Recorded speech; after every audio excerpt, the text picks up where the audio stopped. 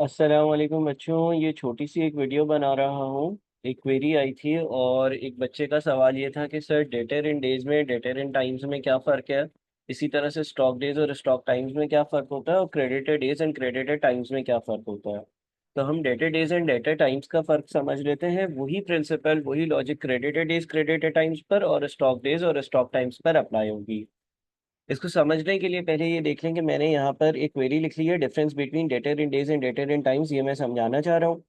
Debtor days का एक formula होता है average debtor divided by credit sales into 365।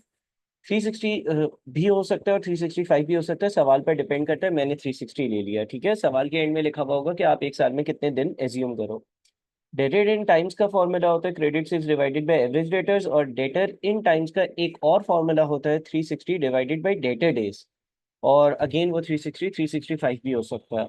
अच्छा देखिए, अब इसी तरह से जिस तरह से डेटर इन टाइम्स का ये जो मैंने दूसरा फॉर्मूला लिखा, इसी तरह से क्रेडिटर इन टाइम्स का दूसरा formula 360 divided by creditor days भी हो सकता है।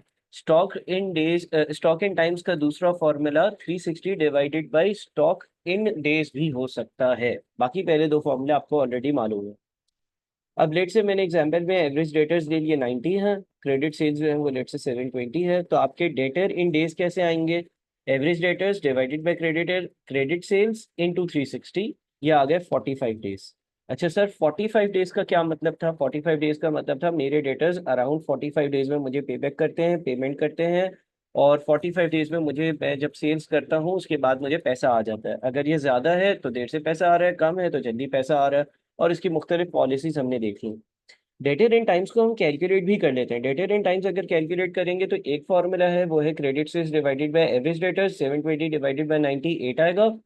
दूसरा जो फॉर्मूला है वो है 360 divided by debtor in days. ये याद रहेगा, अगर डेटेड इन टाइम्स में के फॉर्मूले में आपने 365 डेज लिए हैं तो फिर डेटर इन टाइम्स के फॉर्मूले में भी आप 365 लोगे। लेकिन यहाँ पर हर जगह 360 है। या तो हर जगह 360 होगा या तो हर जगह 365 होगा। चले, ये तो कैलकुलेशंस हो गई।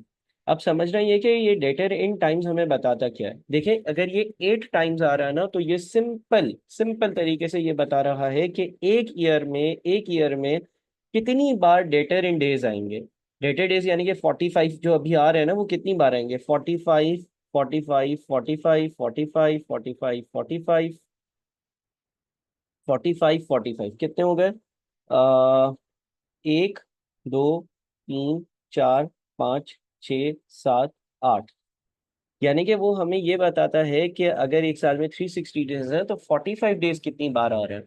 अब देखिए, जरा गौर से सुनिएगा मेरी बात को। यहाँ पर डेटर इन डेज जो था वो 45 डेज था और डेटर इन टाइम्स 8 टाइम्स आ रहा था। अच्छा, अगर ये डेटर इन डेज इंक्रीज हो जाए, लेट से किसी सवाल में ये 90 हो, तो फिर हमारे पास डेटर इन टाइम्स क्या हो जाएगा? अगर लेट से हम ये कह लेते हैं एवरेज डेटर्स मेरे 180 हैं और क्रेडिट सेल्स मेरी 720 है, तो average debtors divided by credit sales into 360, पहले फॉर्मूले से डेटर इन डेज 90 आएंगे।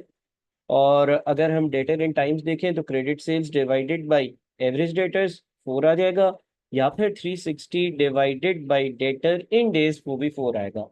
अब देखें, एक बात नोट करें, जब डेटर डेज इंक्रीज हुए 45 से 90 पे गए, तो इसका मतलब ये है कि स्लो पेमेंट आ रही है। यानी कि जो लोग मुझे 45 डेज में पेमेंट देते थे, अब वो 90 डेज में पेमेंट दे रहे हैं।